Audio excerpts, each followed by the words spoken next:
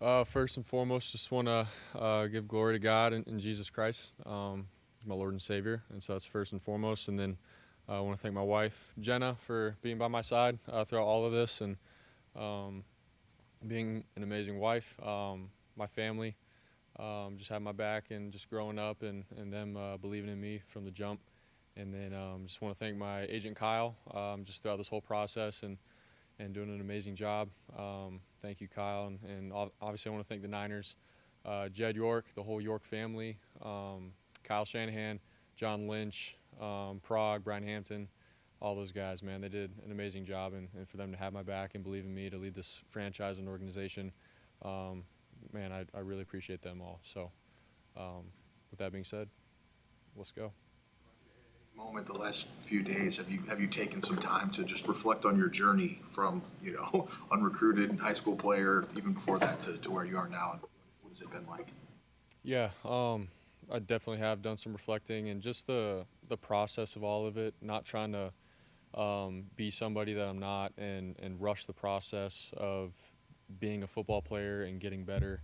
Obviously my recruiting process was late, third string quarterback going into my freshman year, then getting thrown into the starting role, getting drafted last, making the team, being a backup the whole season, and then week 13 getting thrown in and then leading the Niners from that moment on. So there's just been a process to this whole thing in life, and that's what I'm trying to wrap my head around is as a kid, obviously, you see all these guys on TV, Peyton Manning, Drew Brees, Tom Brady, and you want to be that one day.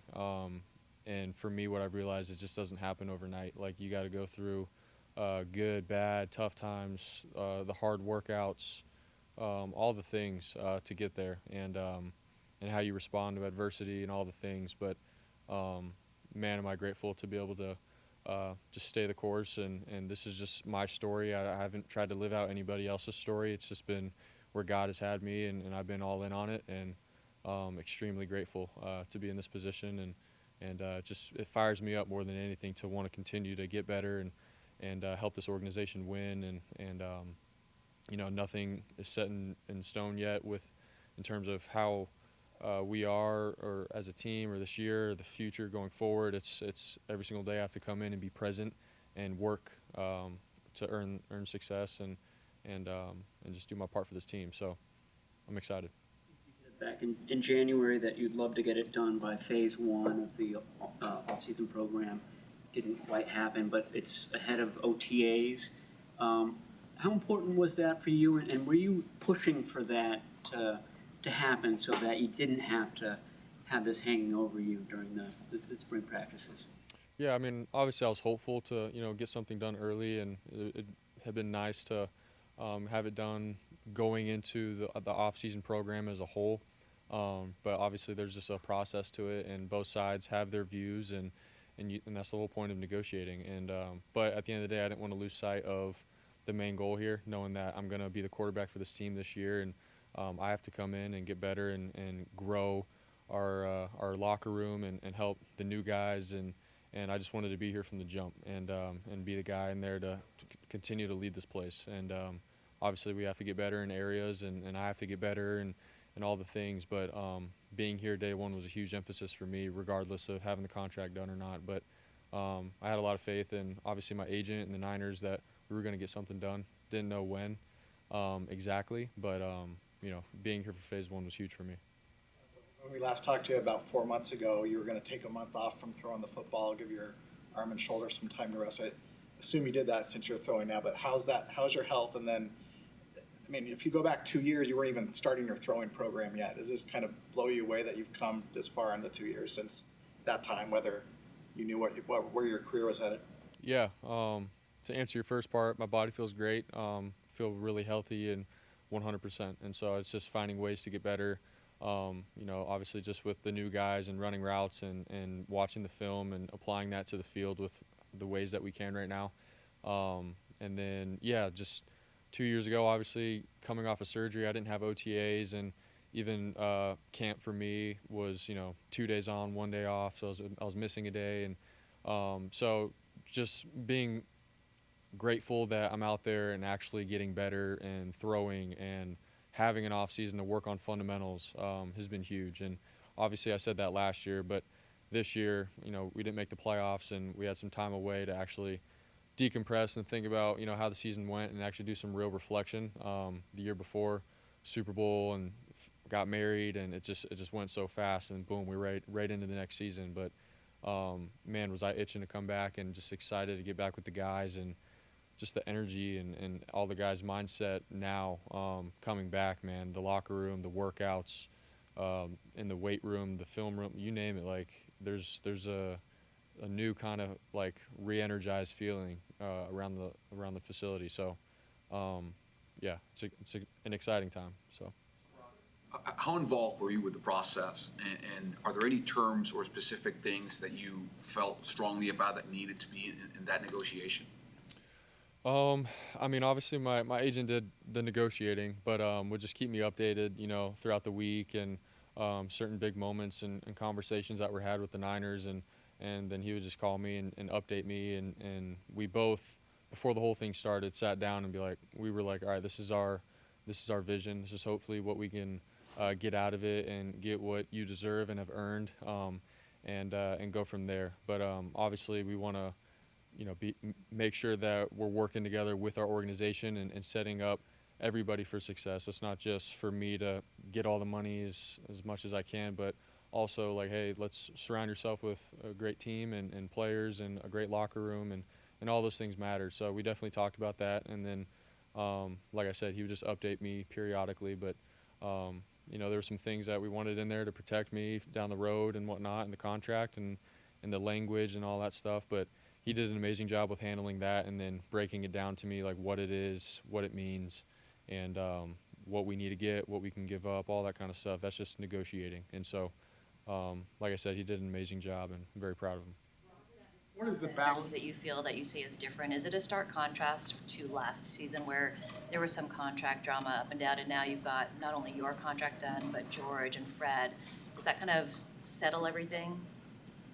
Yeah, I mean, yeah, I feel like every year there sort of has been someone that it's like, man, you'd like to get them done, and it's gone on pretty late. And whether that has affected the locker room or not, I'm not really sure. I don't want to just pinpoint something, but this year having the guys done and being able to get back to work and be around the guys in the locker room and just like build our culture and standard really from the ground up with all the new guys that we have. It's been pretty cool. And everybody's bought in right now, and we're excited, obviously, to do like more team activities and stuff as we move along the off season. But man, it's hard to explain. But the young guys, the older guys, everybody's is bringing it right now, and I think it's just so important that we're just around each other a lot, doing little different activities and continuing to build chemistry. Like that's the kind of stuff that matters, man. When you get late in the season and things get tough, and you go through some tough things as a team, like. You want to be able to know the guy next to you and what he's about, and that he's going to have your back and everything like that. So, anyways, having the contract stuff done, it's been a huge blessing for the whole team and organization. You wanted to set everyone up for flexibility. Do you mean you maybe left something on the table in an effort to help roster construction going forward? I think where we ended up was exactly where we needed to be. I'm extremely happy with where we ended, and I know the Niners are too. And with that being said, man, like for me, it's all about football now, and however, obviously they use the cap space and all that kind of stuff. Like that's not my job. My job is to now go and win games and lead this team. And but I'm extremely happy and grateful for where we ended with, and yeah, hopefully that answers your question. Was the no trade clause important to you that it was in there? I think it's important, yes, but also that's something that my agent and I had discussed with what other quarterbacks have around the league and stuff in their contract. But for me, was it going to be a determining factor in signing it or not? No. Like we're very grateful that we had it in there, but at the end of the day, like I said, everything else that the contract entails, we're extremely excited about, and yeah, so we're just grateful how it turned out. What advice did you get from the guys in the building that have gone through this, specifically with George and Fred, and does it help at all to go through this at the same time they're going through it again? A little bit, yeah.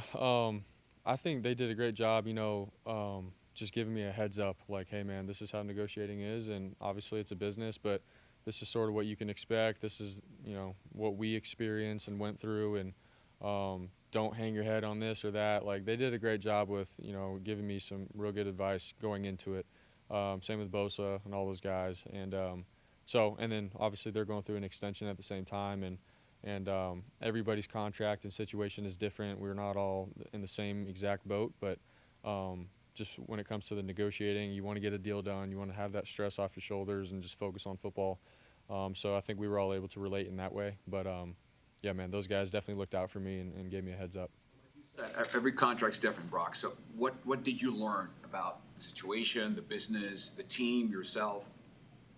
Yeah, I think, man, I just love playing football. I love getting around the guys in the locker room, and that's what I want to make the main thing. And so something that I learned throughout the process is, hey, man, like, how can I, even though we're going through this business side of things, how can I still be present in the locker room and love on these guys and build trust and character within the whole organization, even though this contract negotiation thing is going on. I didn't want to lose who I was throughout all the process. I feel like you've seen stories and things around the league at times where people can act uncharacteristically and because they might be hearing some things. But for me, what I've learned is it is a business, but that doesn't mean I have to change. I can continue to be who I am and stay true to that and have faith that it'll get done. Brock, there's an idea that you're such a nice guy and been paid relatively little, and that you're so nice that you weren't going to, drag these things out and everything. I mean, is there any element of that? Because at the same time, this is your market, you've earned this. I guess, was there a balance between, hey, I don't want to make this difficult, but I also want to, get what I deserve?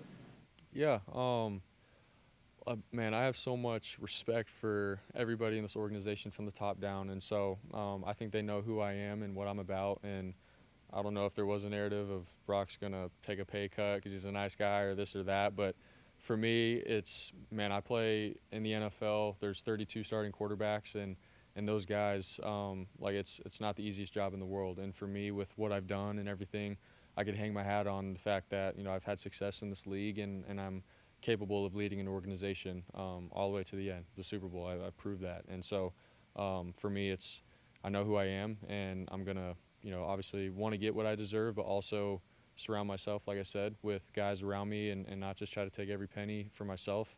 But that's the whole point of negotiating. You go throughout that, you try to meet in a middle ground, and where we ended, man, I'm extremely grateful and happy with. So, yeah. This offseason started with 6 or 7 starters leaving and not a lot coming in. And meanwhile, you got your own negotiations.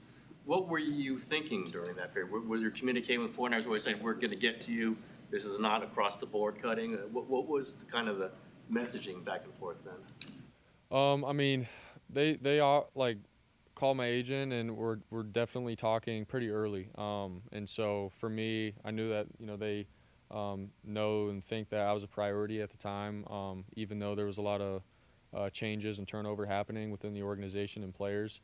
So I knew that they were thinking about me and that they were talking to my agent and stuff. But like I said, with the timing of how these contracts and things happen, they don't just happen overnight. Like, there's a process to it. And I was just where I was at with my life, being with my wife and training and not trying to get consumed with, I need to get this done by next week or the week after. My mindset was it could take however long it takes, but I need to get better this offseason. And obviously I was finding out just like everybody else with my teammates leaving and going to other teams and places, and I was extremely happy for them getting paid and all that kind of stuff. But I also understand that, man, that's the nature of the sport. It's a business, and players go to different places and stuff, and you got to bring in new guys and build up a new culture and team, and that's part of it. But I didn't get consumed by it. Obviously, it does, suck when you build up this brotherhood, and Dre Greenlaw was my locker room partner, and but right next to me, and then now he's gone, and it's like, man, that stinks. But it's also it's part of the game. So still trying to comprehend it a little bit. So. And John you mentioned earlier that you had big up and down moments throughout the negotiation, being prepared for those. What were 1 or 2 moments along the way that maybe helped you believe it was getting done, or even maybe the opposite way, that it was going to take a while? Yeah, I think, there was just it was just an open communication from the get-go. I think I always had faith that all right, they started with a very respectable first offer, and from there the communication between them and my agent was great, and they talked a lot, and there was no drama involved, and so for me, I think all those moments added up to be like for me, I just had faith that it was going to get done, and that these guys had my back, and that they want to get something done relatively quick and smooth and all that. But and then obviously last week we knew that we were at the number, and we just had to get a couple things figured out within the language of the contract, and that it was going to be a go. And I just didn't know what day that was going to be or whatnot. And sure enough, we were golfing. My wife and I were golfing at the Olympic Club with Jake Brendel and his wife, and yeah, we got a text from my agent saying it's done, and answered John Lynch's FaceTime, and so yes, it was the late course, yeah. So Asked about the progress with this deal, and he said there's no guarantee that it would get done. When you heard that, did that surprise you? How did you take that? I mean, it's the truth. You never know with how negotiations go if something's going to be said in a certain way that makes the other party, a little bit frustrated or whatnot. And so it's just the truth. And that's, I didn't take any offense to it at all. Obviously, for me, it was where am I at in the off season? How can I get better? And things are always going to be said in the media that may come off in a certain way, whether it's true or not. And so. I didn't buy into every single thing that people were trying to make it to be, and so obviously I knew like what was real and what was happening behind closed doors because my agent and I were literally talking to them and stuff. So it's all good. Yeah, so you've had a great offseason and that you really have embraced things and you want to be coached hard. You really want to get better. Is there something looking back at last year that you can point to that you specifically this offseason are trying to improve at? Yeah, I think. Man, just fundamentals in general, and I know it sounds, cheesy or whatnot, but just watching the film and stuff, like my footwork and being on point and not getting too comfortable within a situation or game. I actually have gone back and watched a lot of my rookie tape, and when I first got in, how I was on it, and all I knew was what they coached me, my footwork, and where my eyes need to be. And so sort of sinking back to those fundamentals and applying that to OTAs and the field work every single day. And having that fire in me every single rep. And so it's been pretty cool. And then obviously just being around the young guys, man, and them coming in and not knowing a whole lot, like seeing like, hey, this is how the coaches teach it and it works. You got to trust that and go all in on that. So, yeah, the fundamentals. It was the elbow and last season getting past the Super Bowl and then this season, the contract. You kind of feel personally, professionally, just a sense of kind of calm and being settled into where you need to be. Yeah, I think, that's just something that I've learned in the NFL, man. There's always going to be something, that you're going to be going through or facing, and it's never going to be perfect. It's never going to be easy. But I know who I am. Like I've said to you guys a million times, like with my faith, and it's bigger than football. But I think knowing that has allowed me to handle all the things that come my way, whether it's a surgery or a contract or losing a big game. I know who I am, and it just fires me up to go and defy the odds after that. And so, yeah, it's just part of it.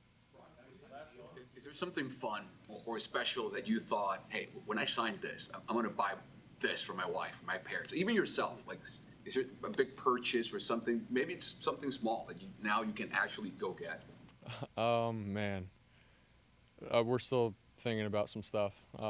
But I don't know. I've always been a big fishing advocate, so I was telling my wife, and she's annoyed with me, but I'll say it, but I'd like to get a bass boat one day. So, yeah, that'll be my first big purchase. Anyways, thanks, guys.